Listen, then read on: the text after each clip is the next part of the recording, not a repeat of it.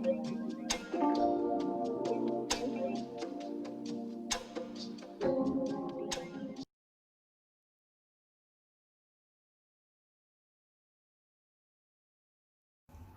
வணக்கம்.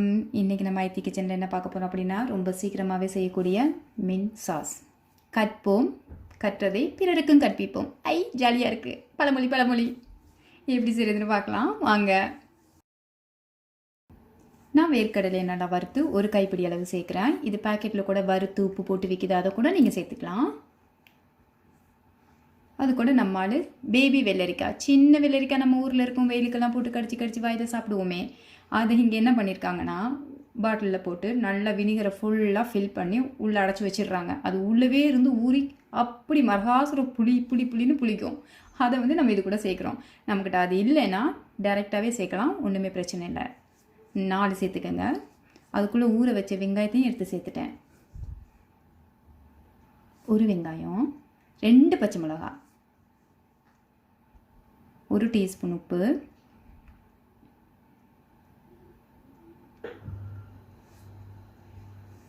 நல்லா ஃப்ரெஷ்ஷாக கழுவி எடுத்த மின் லீவ்ஸ் 2 கைப்பிடி அளவு சேர்த்துக்கோங்க.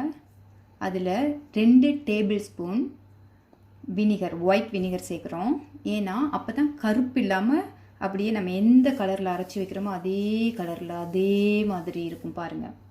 இப்போ நரன்னு இருக்குது. இது கூட மறுபடியும் 1 குழிக்கரண்டி தண்ணி சேர்த்துக்கிறோம். இப்போ அரைச்சி எடுத்தாச்சு. செம்மையாக சீக்கிரமாக பாருங்கள் நல்லா அரைச்சிருக்கிறேன். இதே மாதிரி தான் நீங்களும் அரைச்சிக்கணும். யாராச்சும் கெஸ்ட் வராங்கன்னா முதல் நாளே செஞ்சு வச்சிடலாம். இது 2 நாள் நீங்கள் ஃப்ரிட்ஜில் எடுத்து வச்சுக்கலாம். இது கூட 400 கிராம் தயிர் சேர்க்குறோம். நீங்கள் இந்த சாஸ் 6 பேருக்கு பரிமாறலாம். நல்லா மிக்ஸ் பண்ணி வச்சுக்கோங்க. பார்த்தீங்கன்னா எவ்வளோ சீக்கிரம் சூப்பராக ரெடி ஆகிடுச்சுன்னு. நிறைய தயிர் சேர்த்திங்கன்னா வெள்ளையாயிடும். இந்த தயிர் கரெக்டானது. இப்போ இதை இன்னொரு பாத்திரத்துக்கு மாற்றிக்கலாம். இதை ரோல், சமோசா, நான் வெரைட்டிஸ் இது கூட எல்லாம் சாப்பிடலாம். முன்னாடி டேமரண்ட் சாஸ் செஞ்சு காட்டியிருக்கேன். அதில் பார்த்தீங்கன்னா இது காம்பினேஷன். இவங்க 2 பேரும் பிரதர்ஸ் மாதிரி. ஓகே, ஸோ இவங்க 2 பேரும் சேருவாங்க. இந்த மாதிரி ரோல், சமோசா, கட்லெட் அந்த மாதிரி விஷயத்து கூட கண்டிப்பாக வச்சு சாப்பிட்டு பாருங்கள். இது பானிபூரி கூடயும் கொஞ்சம் ட்ரை பண்ணி பாருங்கள். அவ்வளோ சூப்பராக இருக்கும். ஓகேவா? நம்ம எப்போவுமே என்ன செய்வோம்?